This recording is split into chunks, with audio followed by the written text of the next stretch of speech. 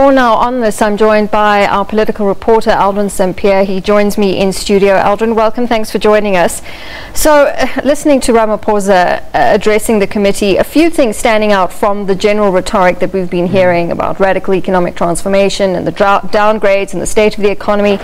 And on that, he said we all know what caused those downgrades. That was quite interesting.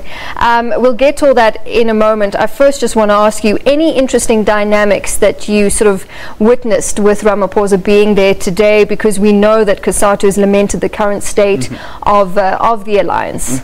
Well, it's all about the experience. You know, I'd written something down that I wanted to include for my script later this evening about when you look at how Ramaphosa was received, the reception, very warm reception, the Cosatu delegates singing his praises, one song loosely translating to Ramaphosa, lead us. The place that we find ourselves in is a very bad place. Ramaphosa, lead us. And the second song immediately after that was, have you heard the good news? Jacob Zuma is leaving.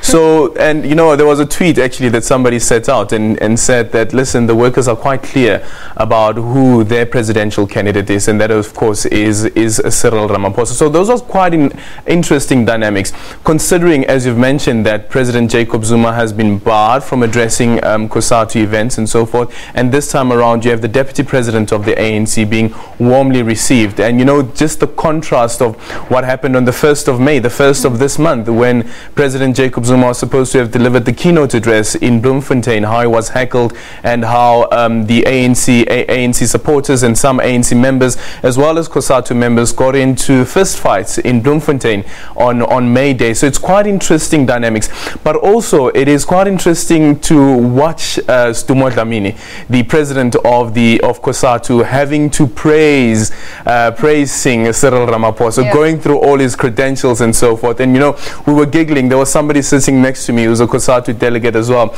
and he was saying that this must be a very difficult position that Stumo Dlamini finds himself in, where he has to sing the praises of this person who some believe is quote unquote a foe of President Jacob Zuma in terms of the presidential race heading into the elective conference in December. So how significant then is this dynamic that we're looking at ahead of the elective conference in December?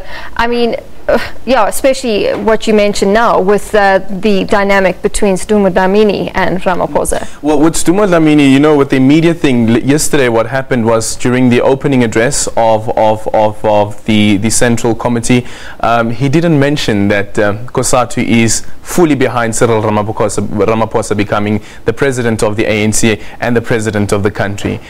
He didn't mention that the Cosatu CEC has taken a resolution that President Jacob Zuma will no longer address any Cosatu events, and it pushed one delegate from SATU to stand up and say that, listen, we are not children. We have taken decisions, and those decisions must be implemented, and they expected the president of Cosatu to articulate those decisions, and he didn't do that. So that's quite interesting. But there have been calls from some quarters inside Cosatu, some affiliates, that are feeling that Stumo Dlamini might not be the right person to lead the federation. So what we could expect even during the CC is that there could be a motion that listen, we believe that Stumo Dlamini should step down as president of Cosatu. We don't believe in his leadership anymore because he has failed to articulate these issues. For instance, remember on April the 12th, on President Jacob Zuma's birthday, he was there as the president of Cosatu, and he spoke in defense of President Jacob Zuma, and also calling on President Jacob Zuma to remain strong during this difficult time. You wouldn't expect that from somebody who leads an organization that has said that they don't believe in the leadership of President Jacob Zuma. That could open a whole nother can of worms. Okay, let's look at what Ramaphosa actually said. Two things I want to bring up was he called the state capture issue the elephant in the room, and then he also referred to radical economic transformation, saying it mustn't be used as a means to looting. Well, the big elephant in the room, and that's what he said, that this is the big elephant in the room, and that big elephant being state capture. And he went on and on about it, but also throwing his weight around the NEC decision to have a judicial commission of inquiry being set up immediately, or being set up quite speedily.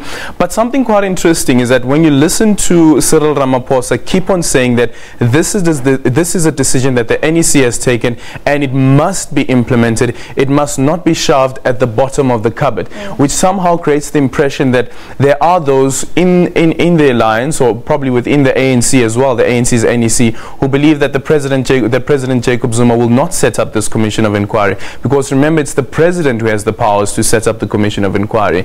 Right now, for instance, I'm looking at previous decisions that the ANC NEC has taken, where which directly had an implication on President Jacob Zuma, or called on President Jacob Zuma to take a decision, and he didn't. And one of those decisions is around the FICA bill. Remember that the Financial Intelligence Center Amendment Act, last year already, during, I think it was the second last NEC meeting, where a decision was taken by the NEC that the president should immediately sign the FICA bill. He didn't sign the FICA bill. We know what happened during that time, and we also know that there were many calls, some even saying that they will take the president to court, to the Constitutional Court, those who were against and those who were for the FICA bill. So what it tells us is that it's not always when the NEC takes a decision that directs the president to do something that the president will outrightly do that. And this could be a case in point. He spoke about radical economic transformation, that is Cyril Ramaphosa. And one question that I have is that which radical,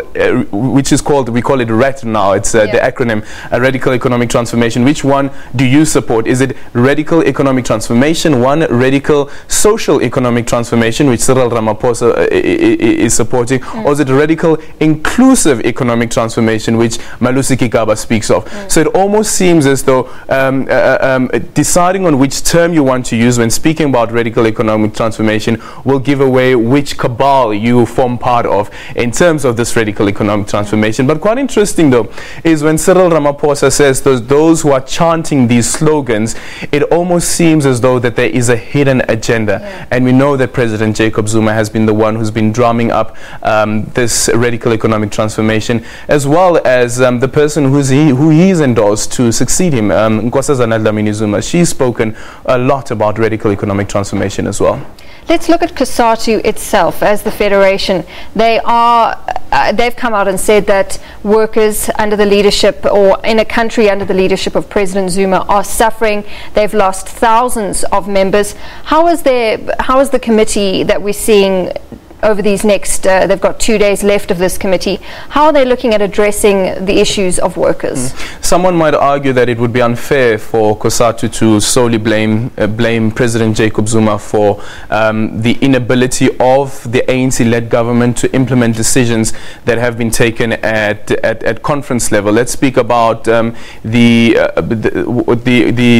labor brokers, for instance. Back in 2007 at the Polokwane conference, this was a resolution that was taken by the ANC. It was, of course, something that was pushed by Cosatu, but that was never implemented. And some argue that that's because of Section 22 of the Constitution that also protects people who trade, and which includes those who are labor brokers. That's a battle that Cosatu hasn't been able to win, but it would be unfair to solely blame President Jacob Zuma for that inability to have those things implemented. But quite interesting, though, is that we find ourselves in a time where the ANC is going to the elective conference, and we were speaking earlier on to some colleagues about how Cosatu finds itself at a place exactly where it was back in 2006, back in 2007, where they were totally against President Thabo Mbeki, former President Thabo Mbeki, and called President Thabo Mbeki the president of privatization, which they as Cosatu were totally against. And now again they find themselves at that same place. But I guess this time around it has never been as quote-unquote as radical as before, where they even bar the president from addressing them. So this time around it's quite intense. All right, Aldrin, thanks so much. We'll leave it there. Aldrin Sampear with us, dissecting Cosatu's committee, which is currently underway in Pretoria.